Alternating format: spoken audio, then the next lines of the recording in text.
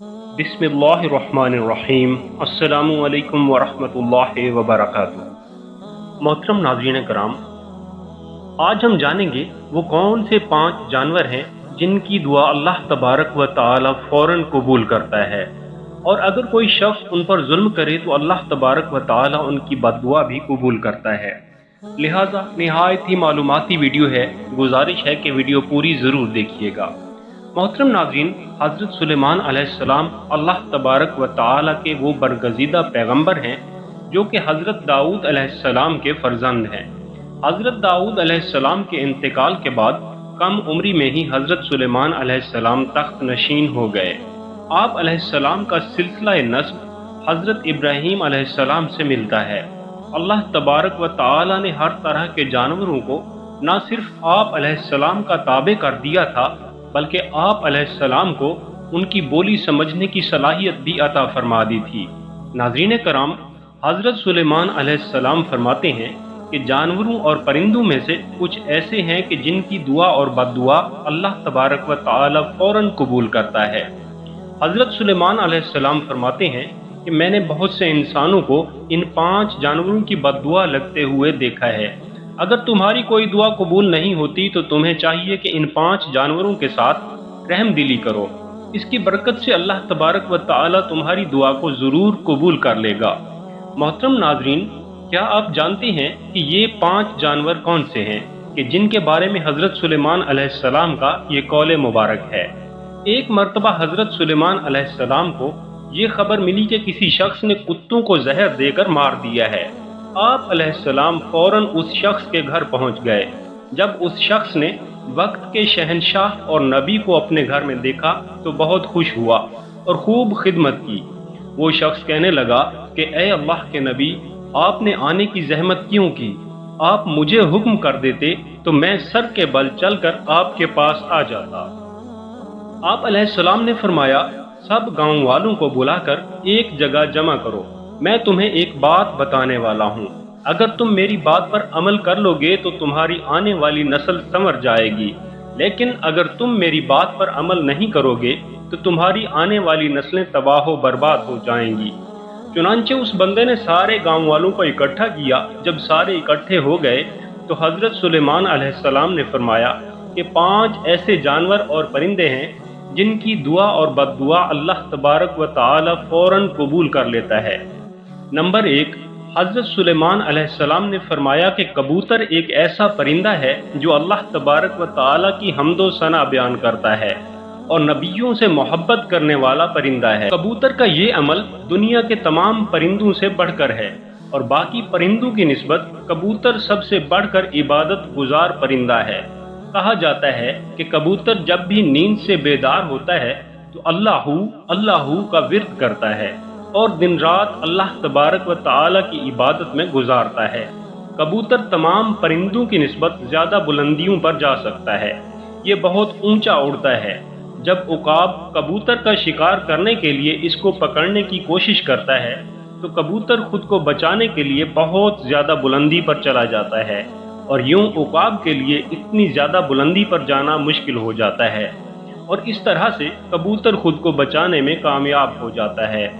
कबूतर ये सोचता है कि मैं जितना ज़्यादा ऊंचा उड़ूंगा उतना ही अल्लाह तबारक व तआला के नज़दीक पहुंच जाऊंगा। नंबर 2, हज़रत सुलेमान अलैहिस्सलाम ने बिल्ली के मुताल्लिक़ इरशाद फरमाया कि मैंने बेशुमार मुत्तकी और परहेज़गारों को देखा है जिन्होंने अल्लाह तबारक व तआला की याद में दिन रात गुजारे हैं, लेकिन बिल्ली के साथ बुरा सलूक करने की वजह से वो जन्नत से महरूम कर दिए गए, क्योंकि बिल्ली की दुआ और बद्दुआ बहुत ही जल्द कबूल हो जाती है।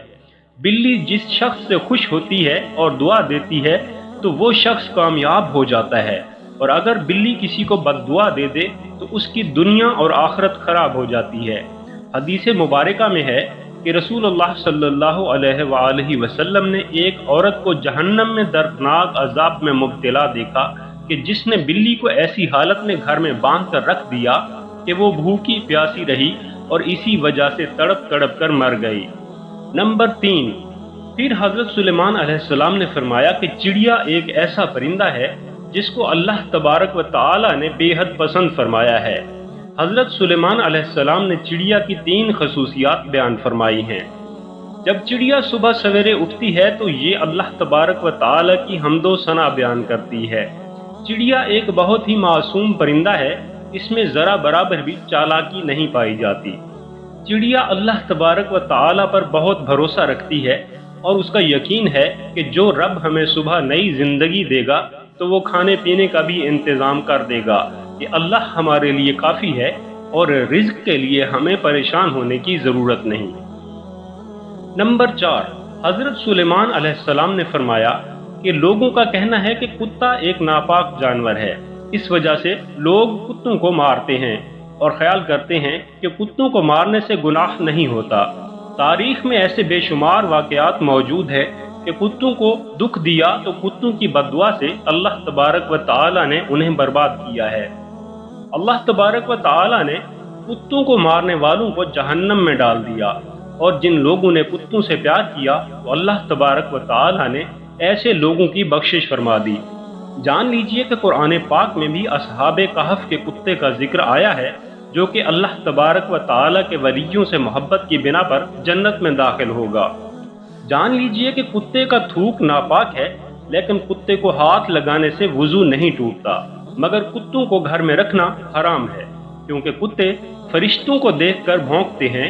یہی وجہ ہے کہ جس گھر میں کتے موجود ہوں تو اس گھر میں رحمت کے فرشتے داخل نہیں ہوتے، جبکہ انسان اپنی کھیتی باڑی یا جانوروں کی حفاظت کے لیے گھر سے دور کسی جگہ پر کتا رکھ سکتا ہے، لیکن گھر کے اندر نہیں رکھ سکتا۔